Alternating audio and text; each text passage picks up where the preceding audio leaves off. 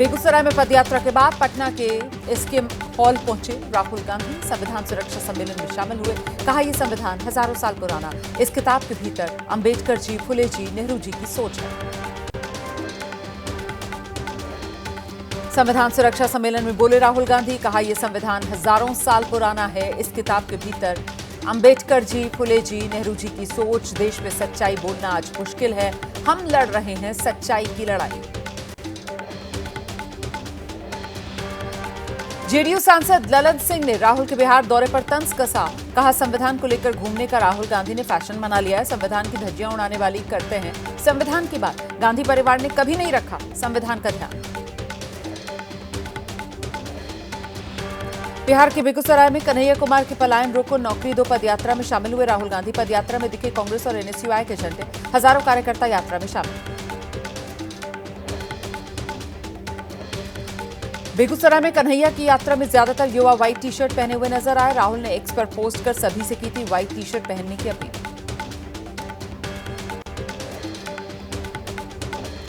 केंद्रीय मंत्री गिरिराज सिंह ने राहुल गांधी पर निशाना साधा। कहा राहुल गांधी ने खुद यूपी से केरल तक पलायन कर लिया है। राहुल को भगवा रंग से नफरत है, इसीलिए सफेद रंग की बात करते हैं। बोले बिहार में नीतीश सरकार लोगों को रोजगार दे रही है।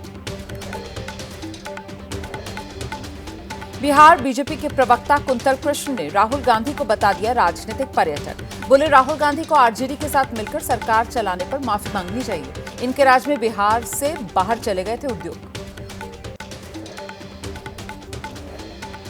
जम्मू कश्मीर के कठुआ में गृह मंत्री अमित शाह ने राजभवन में सुरक्षा स्थिति की समीक्षा की है। अमित शाह ने जवानों में भरा जोश। जम्मू कश्मीर के कठुआ पहुंचे गृह मंत्री अमित शाह अंतर्राष्ट्रीय बॉर्डर के पास हीरानगर सेक्टर में सुरक्षा व्यवस्था का जायजा लिया। 25,000 से ज्यादा टीचर्स की भर्ती रद्द करने के कलकत्ता हाईकोर्ट के फैसले को बरकरार रखने के सुप्रीम कोर्ट के फैसले के खिलाफ सड़क पर उतर आए शिक्षक। कोलकाता में प्रदर्शन किया। मुख्यमंत्री ममता बनर्जी ने शिक्षकों से मुलाकात की। कहा जब तक मैं जिंदा हूं नहीं छिनने दूंगी किसी की नौकरी। मैं चुनौतियों से लड़ना जानती हूं। इस मामले में गलती कोर्ट की नहीं है बल्कि राजनीति करने वाले लोगों की। सीएम ममता से मुलाकात के दौरान भावुक हो गई एक शिक्षक। रोती हुई महिला शिक्षक सीएम ममता से मिली। सीएम ममता ने शिक्षकों का साथ देने का पूरा वादा किया।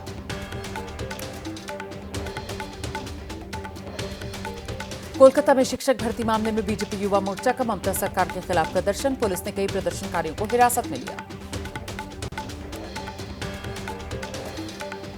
कोलकाता में कांग्रेस कार्यकर्ताओं ने एसएससी दफ्तर के सामने प्रदर्शन किया। ममता सरकार के खिलाफ नारेबाजी की। कोर्ट द्वारा शिक्षक भर्ती रद्द मामले में विरोध जताया।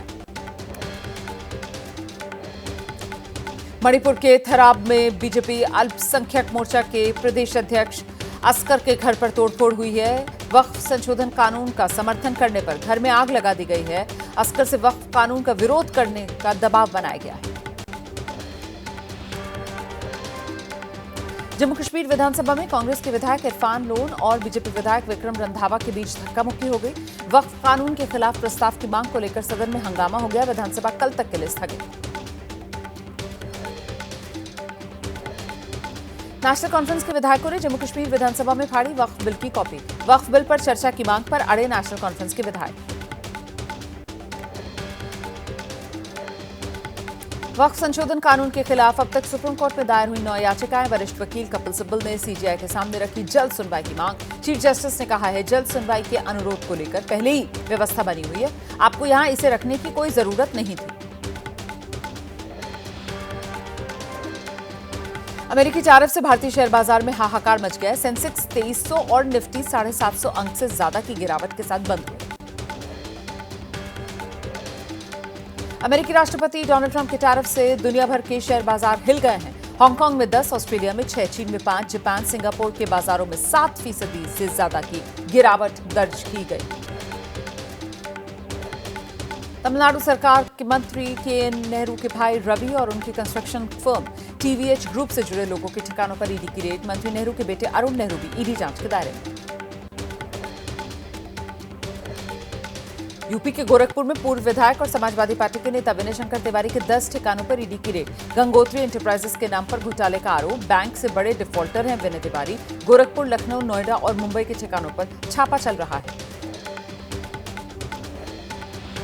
उत्तर प्रदेश के महाराजगंज में जिला पंचायत सदस्य दीपक पांडे के घर ईडी का छापा। घर के भीतर दस्तावेजों की जांच कर रही टीम, छापेमारी से इलाके में हड़कंप।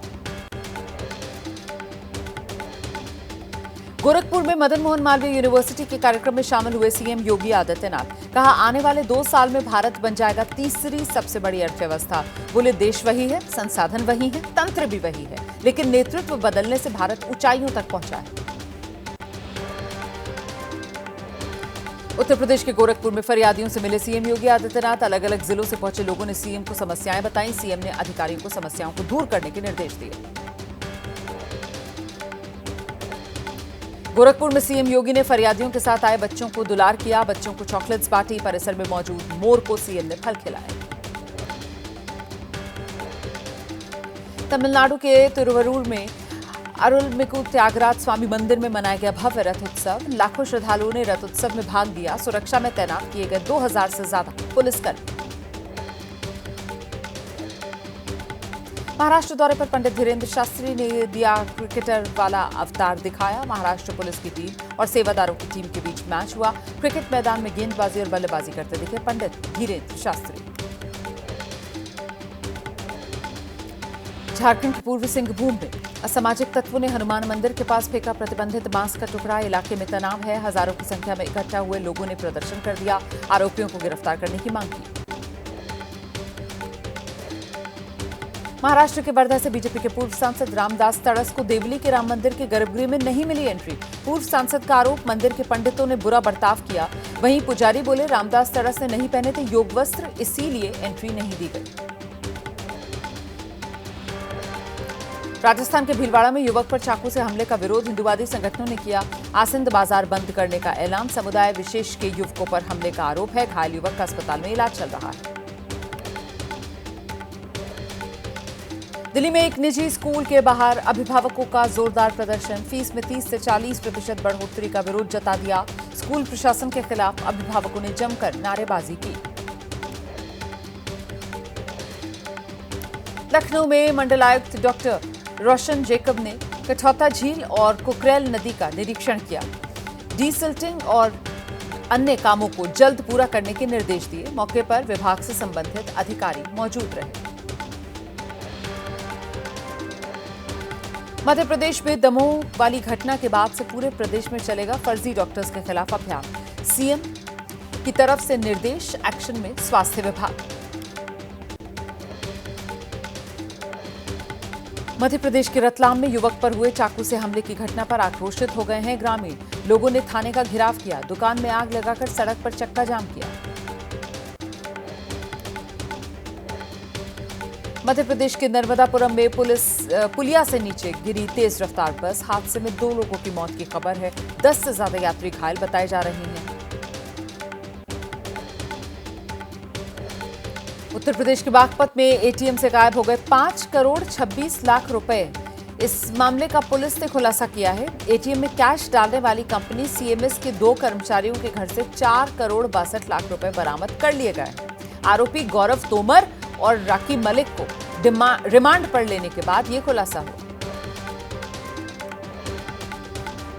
दिल्ली पुलिस की क्राइम ब्रांच की एंटी नारकोटिक्स टास्क फोर्स ने ड्रग सप्लायर इमरान को गिरफ्तार किया है। आरोपी के कब्जे से 315 ग्राम हेरोइन बरामद हुई है। 1.5 करोड़ रुपए बताई जा रही है इस हेरोइन की कीमत।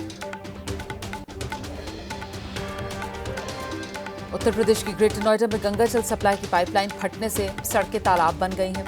लाखों लीटर पानी यहां यूपी ग्रेटर नोएडा में बर्बाद हो गया है। कई जगह पीने के पानी के लिए लोग तरस रहे हैं। लोगों ने प्राधिकरण पर लगा दिया लापरवाही बरतने का आरोप। दिल्ली पुलिस ने 7 शातिर वाहन चोरों को गिरफ्तार किया है। इनके कब्जे से 13 चोरी किए वाहन बरामद हुए। दिल्ली के अलग अलग इलाकों से बाइक चोरी करते थे ये। काफी दिन से पुलिस को इन चोरों की तलाश थी। दिल्ली के कैंट इलाके में एक सरफिरे शख्स ने लड़की पर चाकू से हमला कर दिया। लड़की को एक के बाद एक चाकू से कई बार गोदा। लड़की पर हमला करने के बाद आरोपी ने खुद को भी चाकू से घायल किया। मामले की जांच में पुलिस जुटी।